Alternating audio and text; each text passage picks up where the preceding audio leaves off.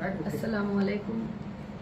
सारे मीडिया को मेरी तरफ से बहुत शुक्रिया कि आज जो सब्जेक्ट मैं बात करने वाली हूँ, लोकसभा इलेक्शन 2024, उस इलेक्शन में ऑल इंडिया महिला एम्पावरमेंट पार्टी इंडिया के कुछ मुकामात पर, महाराष्ट्र, कर्नाटका, तमिलनाडु, बहुत सारे मुकामात पर कुछ सीट्स कंटेस्ट कर रही है। खास कर से आज का जो प्रेस कॉन्फ्रेंस है, हैदराबाद चार मीनार कॉन्स्टिट्यूंसी से एमईपी कंटेस्ट करेगी लोकसभा इलेक्शन, और वो इलेक्शन कंटेस्ट करने का मकसद ये रहेगा कि आज तक वहां पर जो डेवलपमेंट नहीं है, जैसे हैदराबाद को एक आइकॉन सिटी कहा जाता है, जहां चार मीनार को जाते हैं तो वो एक नमूना और निशानी की जगह होती है, मगर वहां पर जब हम जाते हैं तो सिर्फ कचरा और गंदगी, नाले वगैरह नजर आते हैं। और खासकर से ओल्ड सिटी के जो मुसलमान हैं और जो बच्चे हैं, वहां के डेवलपमेंट की बहुत से बहुत कमी है। और काफी रिपोर्ट्स, काफी महिलाओं के रिपोर्ट्स मेरे पास आ चुके हैं, तो उसके डेवलपमेंट के लिए ये इलेक्शन एमईपी कंटेस्ट करेगी और खास कर से एक बहुत अच्छा बदलाव लाकर हैदराबाद के अंदर एमईपी कंटेस्ट करके बताएगी। सारे लोगों का अगर साथ रहेगा, आप सबका, मीडिया के भाइयों का, सबका साथ रहेगा, तो जरूर हैदराबाद की सीट को जीतकर हैदराबाद को, जो ओल्ड सिटी के नाम से जो मशहूर हुआ है, उसको एक गोल्ड सिटी बनाने की पूरी कोशिश करेंगे। क्योंकि यहाँ पर मेरे पास जो रिपोर्ट है उसमें यह है कि वहाँ पर मच्छर के भी इतने बड़े प्रॉब्लम होते हैं, जो पिछले सालों से 40 साल से असद साहब जीतते आए हैं, उनकी फैमिली जीतती आई हुई है, और एमआईएम की पार्टी ने आज तक उन नालों की सर्विस नहीं किया और न उनके रास्तों की सर्विस किया है। कभी भी जहां पर जाते हैं तो रास्तों का जो कंजेस्टेड है उसको भी नहीं हटाया है। और यहाँ तक के वहां पर किसी के घर जो छोटे छोटे ही, आज तक उनके घर जो है डेवलप नहीं हो पाए ही। और वहाँ के लड़कियों के लिए, वहाँ के औरतों के लिए, वहाँ के बच्चों के लिए मैं अच्छे से अच्छे स्कीम्स को लॉन्च करके, और उनके पढ़ाई के लिए, उनके स्कूल्स के लिए, उनके जो भी सहूलियात है, उनको सहूलियात करने के लिए जो है ये पार्टी एमईपी जो है कंटेस्ट करेगी लोकसभा इलेक्शन 2024।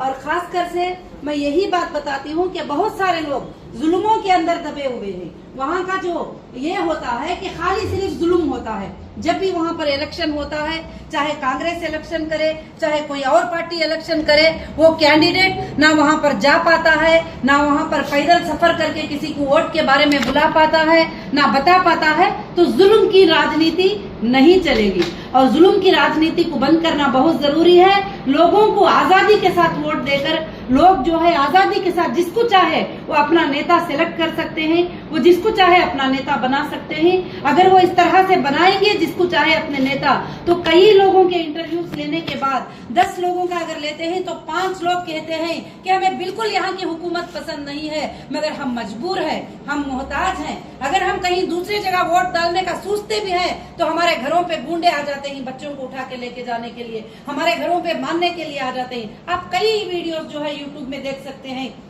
कि जब भी वहां पर सीट पर कोई भी कंटेस्ट करने जाते हैं तो उनके लिए जो है वहां पर क्या होता है, जुल्म होना शुरू हो जाता है। जैसे मेरे ऊपर हुआ था, जैसे 2018 में मैंने इलेक्शन अनाउंस किया था 2024 में कि मैं तेलंगाना में जो है इलेक्शन कंटेस्ट करूंगी, 119 सीट कंटेस्ट करूंगी। और उसके बाद जो है सोमाजीगुड़ा प्रेस कॉन्फ्रेंस में 10 अक्टूबर को मेरा प्रेस कॉन्फ्रेंस था, और मैं जो है 14 अक्टूबर को जो है मैं अरेस्ट हो जाती हूँ सीधे से। और उसमें तो केसीआर साहब भी मिल गए और असद साहब भी मिल गए, सारे लोग मिलकर अरेस्ट करके लोकसभा होने तक के लिए 2 साल 4 महीने जो है मुझे बाहर आने नहीं दिए, तरह तरह के पीटी वारंट लेके आके। मगर आज तक कोई एविडेंस नहीं है, कोई प्रूफ नहीं है, कोई गुने का प्रूफ नहीं है। खास कर से जो है हरासमेंट किया गया। मगर मैं आने के बाद भी, इतनी तकलीफ मेरे ऊपर गुजरने के बाद भी, आज भी मैं खामोश नहीं हूँ, क्योंकि मेरी आखिरी सांस रहे तक जस्टिस के लिए फाइट करूंगी। जहाँ नाइंसाफी होती है वो नाइंसाफी को रोकने के लिए मैं फाइट करूंगी। और खास कर से कई लोगों के ऊपर वर्ल्ड सिटी में नाइंसाफी हुई है, कई लोगों के ऊपर आज भी नाइंसाफी होती जा रही है। आज मेरा प्रेस कॉन्फ्रेंस का खास मुद्दा जो है हैदराबाद डेवलपमेंट, चार मीनार डेवलपमेंट, वर्ल्ड सिटी डेवलपमेंट को करने का मेरा खास मुद्दा है।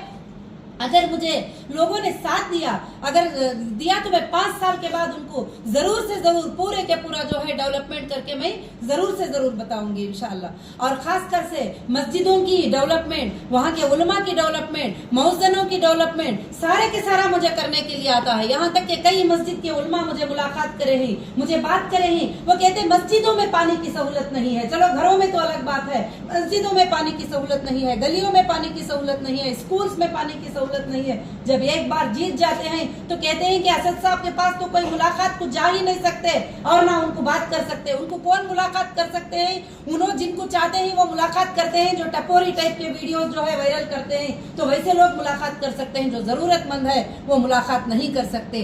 40 साल से जुल्म से जीत कर आना, और जीत कर आई है, खुशी की बात है, कोई गमी की बात नहीं, मगर लोगों के साथ इंसाफ करिए और बच्चों के साथ इंसाफ करिए, यूथ के साथ इंसाफ करिए, वहाँ के महिलाओं के साथ इंसाफ करिए जरूर से जरूर। तो आज मेरा ख्वाब, मेरा मकसद यही है कि मैं जब पूरे तेलंगाना का अनाउंसमेंट की तो मुझे केसीआर, असदुद्दीन साहब सब मिलकर मीटिंग करके दिल्ली को कमिश्नर साहब को भेज के मुझे अरेस्ट करवा दिए और वहां से फ्लाइट में मुझे लेकर आए। कौन से एक्टिव्स को फ्लाइट में लेके आते ही फ्लाइट में लेके आए और वहां से हर जगह भी लेके जाने के लिए फ्लाइट में मुझे घुमाए, क्योंकि उनका मकसद मुझे ये नहीं करना था बल्कि मुझे हाइड कर देना था और मुझे छुपा देना था। मगर ऊपर वाला बहुत बड़ा होता है। जब नाइंसाफी की बात आती है तो मुझे झूठ, रमजान के महीने में मुझे ईडी कस्टडी में ली थी, चंचलगौड़ा जेल के सामने में गिर गई थी रोजे की हालत में। सारी दुनिया ने देखा था वो चीज को। आज सिर्फ रमजान के महीने में कविता जी को भी अरेस्ट करके लेके गए दिल्ली को। क्यों?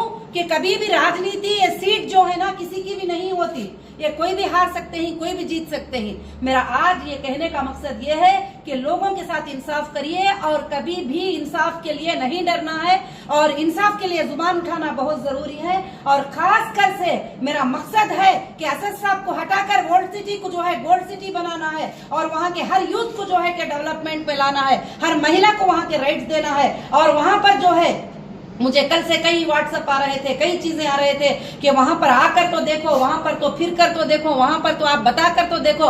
मैं गली गली जाऊंगी, घर घर जाऊंगी और मैं सबको बताऊंगी, बात करूंगी, कौन क्या करता है वो आप सब भी देखना और मैं भी देखूंगी इंशाल्लाह। क्योंकि ये जमहूरियत है, ये इंडियन कॉन्स्टिट्यूशन है। एक छोटे से इंसान को भी राइट है कंटेस्ट करने का, उसको वोट मांगने का राइट है, उसको वहां पर डेवलपमेंट बोलने का राइट है। तो इंशाल्लाह वो राइट से मैं भी जो है अल्लाह के फजल से मांग रही हूँ। जो है हैदराबाद में बदलाव लाना चाहती हूँ। खासकर से आज का प्रेस कॉन्फ्रेंस मेरा खासकर से हैदराबाद के बदलाव के लिए है। लोगों को चाहिए कि आंख खोले और अंधे मत बन जाए। मैं एक बार रात में यहाँ पर विजिट करी थी और मैं चार मीनार की तरफ गई थी। वहाँ पर मैं देखना चाहती थी नॉर्मल, मैं एक छोटी सी गाड़ी लेकर चली गई थी। वहाँ नॉर्मल लोगों के बारे में इंटरव्यू लेकर बात करना चाहती थी। बच्चों को करीब बुलाकर पूछा, बेटा तुमने क्या पढ़ेगी? बोले 8 क्लास पढ़ेगी, 9 क्लास पढ़ेगी, 10 क्लास पढ़। कोई भी बच्चा वहाँ पर काम करता रह जाता है। तो ये सारे चीजों को हटाकर जो है डेवलपमेंट। फिर वहाँ से मैंने वर्ल्ड सिटी से और हैदराबाद से गुजरती हुई थोड़ा एरिया खोए तो मेरा दिल बड़ा दुख हुआ कि खाली वो एरिया खत्म होता है तो वहाँ से खुशियाँ शुरू होते हैं, वहाँ से सिटी खूबसूरत हो जाती है, वहाँ से बिल्डिंग नजर आते हैं, वहाँ से रोड नजर आते हैं, सब नजर आते हैं। अगर गंदगी है, अगर कंजेस्टेड है, अगर घरों को बिल्कुल डेवलपमेंट नहीं किया गया है तो वह हैदराबाद गोल्ड सिटी के अंदर है। तो मैं हैदराबाद की गोल्ड सिटी को गोल्ड सिटी बनाने का मकसद, या नाइंसाफियों पर लड़ाई करने का मकसद मैं 2012 से फाइट कर रही हूँ और कोर्ट्स में हर जगह मेरी जीत हुई है। मैं उम्मीद रखती हूँ अल्लाह की जात से कि मैं यहाँ भी जरूर जीतूंगी इंशाअल्लाह और जरूर कामयाब होंगी। एबीपी का किस पार्टी से अलायंस है? देखिए, ऑल इंडिया महिला एम्पावरमेंट पार्टी आज तक किसी से अलायंस नहीं की है और कर्नाटका में 224 सीट्स पे कंटेस्ट करी, किसी से अलायंस नहीं रही। अभी इस बार 59 सीट असेंबली इलेक्शन 23 में कंटेस्ट की थी, किसी से अलायंस नहीं है। आज भी एमईपी किसी के साथ अलायंस नहीं है। एमईपी एक सेकुलर पार्टी है, सबकी आवाज है और एमईपी जो है हिंदूज के लिए, मुसलमान के लिए, क्रिश्चियन के लिए, देश के हर नागरिक के लिए इंसाफ लाने वाली पार्टी है। एमईपी का फाइनल डेस्टिनेशन प्राइम मिनिस्टर बनना है और देश के ऊपर हुकूमत करना है। एमईपी किसी से अलायंस होने का इरादा नहीं की है। हाँ, जहां पर जो पार्टी हमारे कॉन्स्टिट्यूशन को जो है वो आगे आने के लिए, हम जो सोचते हैं वो आगे बढ़ाने के लिए करती है, तो वो पार्टी को जरूर एमईपी सपोर्ट करेगी और एमईपी साथ देगी। मगर अलायंस किसी के साथ नहीं होगी और मर्ज किसी के साथ नहीं होगी। जहां इंसाफ की बात आती है वहां पर इंसाफ की बात करेगी। मैनिफेस्टो क्या रहेगा एमईपी का?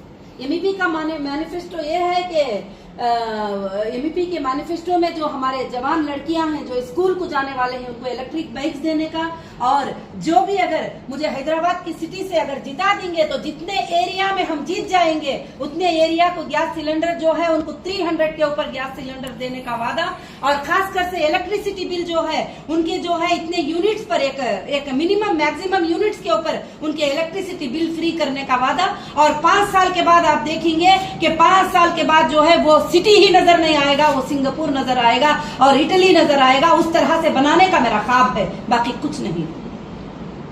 और गरीबों के लिए उनकी रोजी का, उनके जाप के लिए जो है मैं कोशिश करूंगी।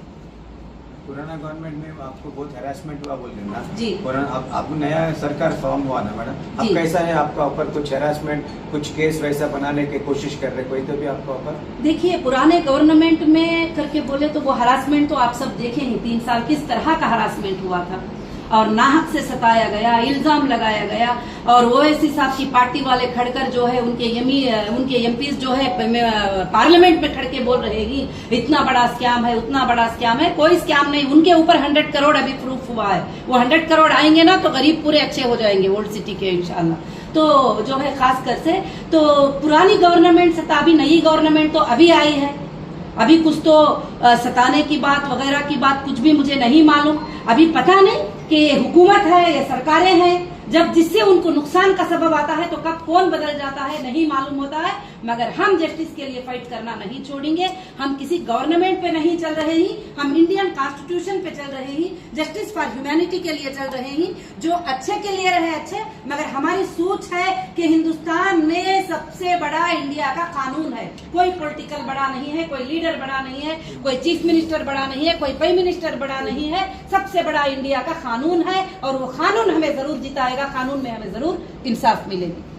One more question, madam. Ji. No, why I am asking is, आप 17 सीट आप लड़ रहे ना, you are contesting for the 17 seats ji. in Telangana. Ji. You are with a happy mind and free mind now to fight the election of MP election in Telangana. जी बिल्कुल बिल्कुल, happy mind से। और मैं हाँ। Telangana Free election mind को से, करते हैं। free जी, mind से बिल्कुल। आप Free contest mind करते से हैं। मैं कंटेस्ट करना चाहती हूँ और इंसाफ के लिए कंटेस्ट करना चाहती हूँ, लोगों की भलाई के लिए मैं कंटेस्ट करना चाहती हूँ। जी Thank you. Okay, thank you. Thank you. Thank you.